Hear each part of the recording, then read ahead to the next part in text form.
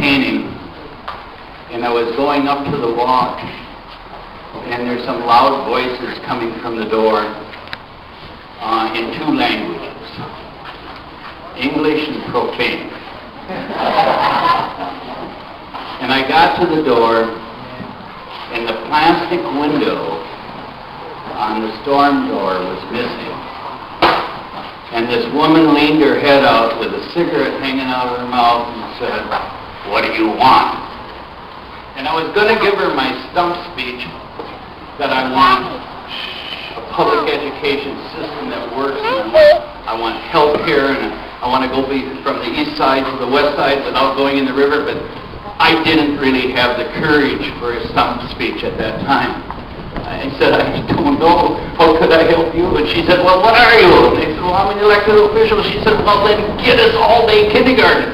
Get me some daycare that I can afford." And I said, "I'll work on that really hard." During the session, my daughter Shannon, who is here, was emailing me constantly, "Are you going to be able to get all-day kindergarten? Can we get funding for all-day kindergarten? You need to work on getting funding for all-day kindergarten." And so I was talking to Shannon, and I asked her, "Shannon, why is this so important?" And she said, "Because I can't afford, I got 4 children, and I can't afford even the reduced rate for all-day kindergarten." I said, "We do have a program. We have a program that I instilled all by myself. It's called the Grandfather Grants Program." And I said, "What does it cost? Here's a check. Put the kid in all-day kindergarten." This year, this summer, she brought back this cute little girl who is quiet as she is quiet here. Now, I don't know if all this is going to work, because W.C. Field said she should never work with kids. She brought back this kid, Hayden, grandchild Hayden, a little angel, and she said, "Hayden, read for Papa." Now, Hayden couldn't read prior to the all-day experience. I didn't know if Hayden could talk before the prior day experience. But Hayden brought a book. You got your book, Hayden?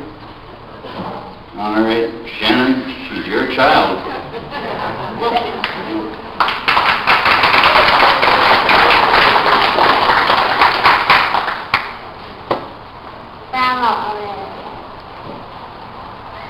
It was the day of the school contest. This is ready to marry up to where in the room that I sent the to Alex, who's up in the connector. The orchestra is reading to practice, and the Lewis said, I asked, "Where is the connector?" I told you this is opposite. I tried my best and but he was too quick to take out. The large man in the blue falling into the pit. "Oh no," the man said, "this man isn't the connector. He sure is, I mean, look at this.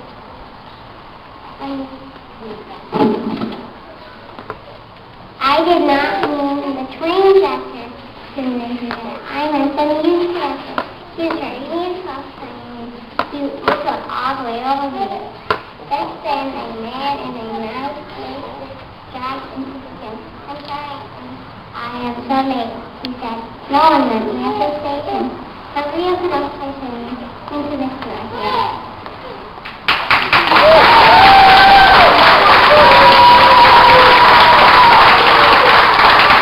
Now the point is, we need a public education system that is not based on grandfather. We need a public education system that closes the gap. We need a public education system that allows children to go from hardly talking to wowing you in reading. I wrote a book report on this at Mankato State. We need to put into office people that are passionate and work hard, but you have almost every candidate that's running for you in the Democratic Party is passionate and work hard. But you have a special one in the black and the yellow up here in Joanne Dorsher, because she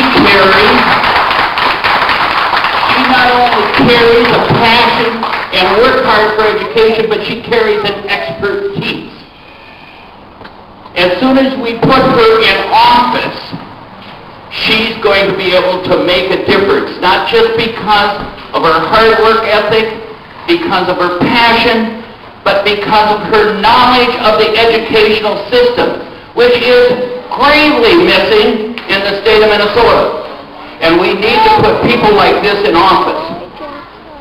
So I will take a door knocker, but give her 10 door knockers.